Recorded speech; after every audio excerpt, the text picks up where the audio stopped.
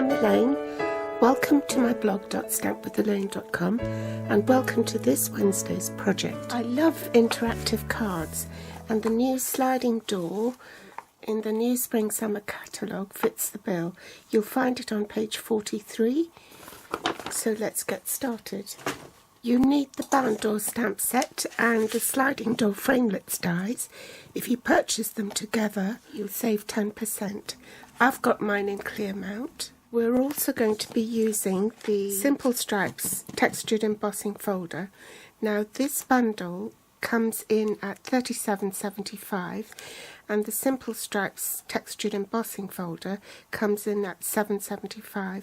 So if you bought the sliding door bundle or the barn door bundle and the textured embossing folder together, you'll just reach that magic £45 mark and you can get this Party Panda set for free. If you add them together, the price point is actually £45.50, excluding shipping and handling. 8 rubber stamps in the stamp set, 15 dies in the die set. You have this one that cuts out the sliding mechanism. There's this die that cuts out the wreath with the ribbon, or you can cut out the ribbon itself. The one that cuts out the whole wreath or the trio of flowers, or you can cut out the flowers individually. This die cuts out the barn door, and these are the hardware pieces. The runners for the track, the doorknob, and the track itself, but not least the little plaque. Most of the barn doors will probably have this sort of configuration with the door handle there, but then you could also use this piece here to center it and put your doorknob in the middle. And this isn't just for cutting the barn door, you can cut an aperture for a card like so, and then use the leftover bit as a mat for something else. Here's the finished card, and I'm just going to show you a different version of it in Pool Party. This card base is in Pool Party. It's half an A4 sheet, measuring 8 1/4 inches by 5 7/8 inches. That's 21 centimetres by 14.85 centimetres and folded in half in landscape. You need a second piece of Pool Party for the front with your slider mechanism, and that's been cut at 5 1/2 by 3 7/8. That's 14 centimetres by 9.8 centimetres. A whisper white layer, 2 1/4 inches by 4 inches. That's 5.7 centimetres by 10.2 centimetres. And another piece of whisper white cut at 5 1/2 inches by 3 3/4 inches. That's 14 centimetres by 9.5 centimetres. Scrap of whisper white for stamping with. A scrap of crumb cake to stamp and cut the door out of. A scrap of basic black to cut your hardware from. What I'm using are chocolate chip garden green, Pool Party and tuxedo black memento ink. Coloured markers in Pool Party, Calypso Coral, and Daffodil Delight. You need the foam adhesive strips and the mini dimensionals. 8 washers to make your sliding mechanism.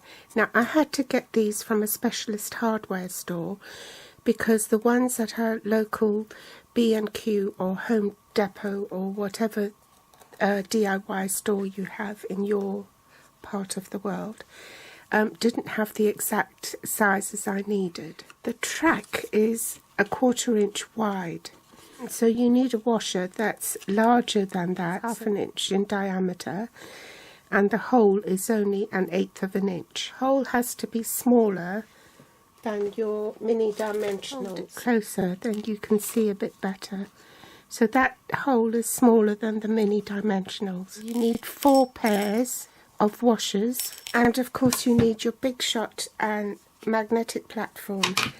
I've mounted my barn door on a block E, I think it is, and I'm taking the ink pad to the stamp because the stamp is rather large. Stamp it this way, I think.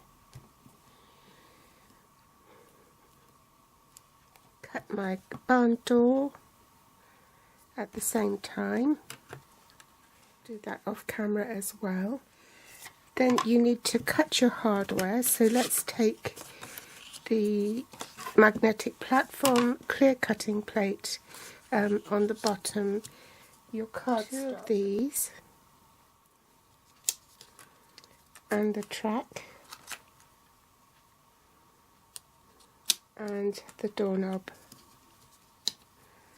Top cutting plate, and I'll go and run that through the big shot. Last but not least, I'll also need to cut my track. So you want to position it, say about 1/4 inch from the base of your cardstock. Top cutting plate, and then I'm ready to run that through the big shot as well. So I'll do all this off camera and I'll be back. My wreath with the garden green. Use a cloth or absorber cloth or baby wipe just to remove the ink from the flowers.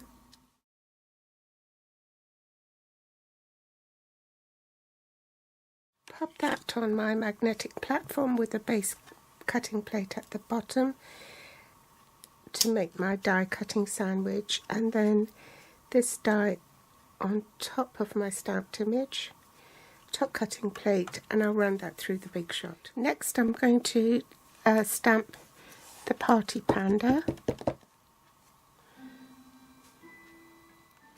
I'm going to pop a bit of washi tape on the end here to keep my cardstock in place because I don't want it to move. And I'm going to put my T-bar here from the Stampin' Up jig. And the reason I'm doing that is just in case the Party Panda hasn't stamped properly. No, I'm happy with that, so I didn't need to take that precaution. But say for instance I did, and it didn't stamp out, saturated an image of the panda, then I've got the exact positioning tool so that I can stamp on it again. Next I want to stamp my sentiment, and I'm going to just highlight one of these words, the cursive word.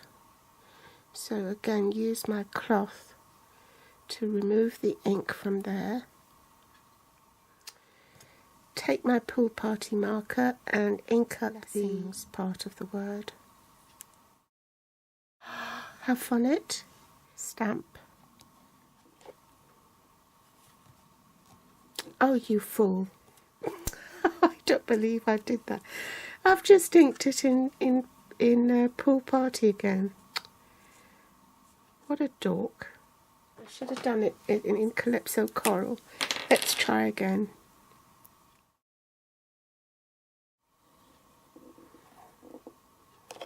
Remove that tape, and I've die cut a little flower to put on there. Next I'm switching pandas.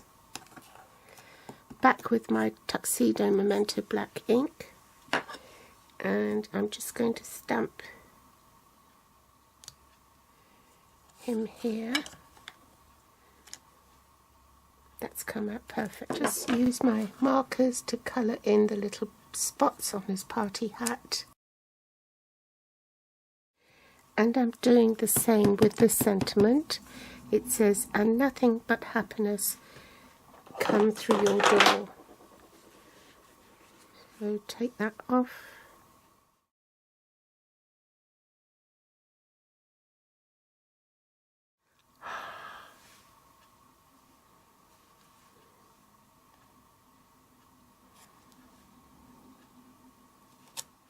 Next I'm going to ink up the confetti. Now I'm ready to assemble the card. Fast fuse for speed.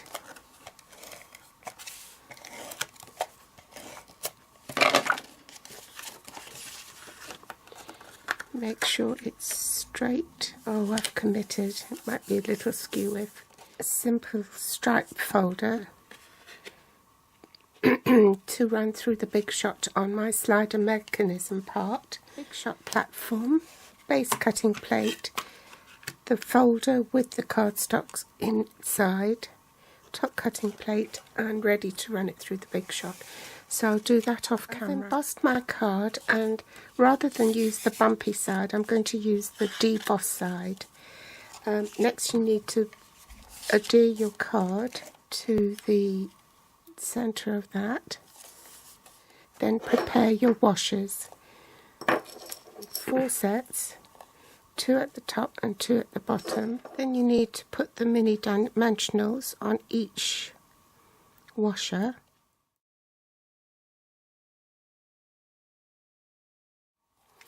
Then pop your card on top of the washers like so, and then you place one and align it so that it's stacked on top of the other washer. Have the washers at opposite ends right up to the end of the track. Place a glue dot or 2 glue dots on the washer. Then place your bundle on top and do the same for the opposite one. Then slide the door to this side, make sure it's straight, and attach that. So now you have a door that will slide either way. I've applied fast fuse to the underside of this and taken it off the excess. Now I'm ready to glue the track onto my cardstock.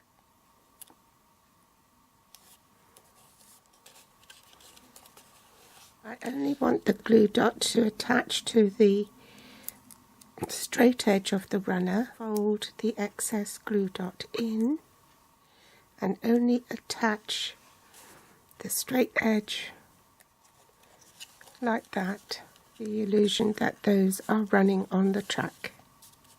Pop that on there. This is high. And just pop a little dollop of glue on there.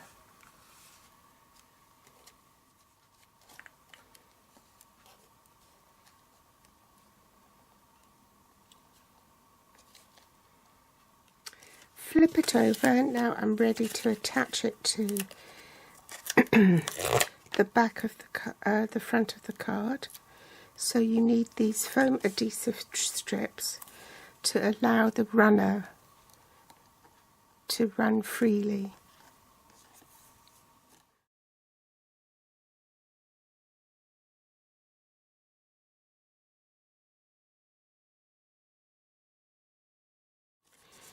Remove all the backing strips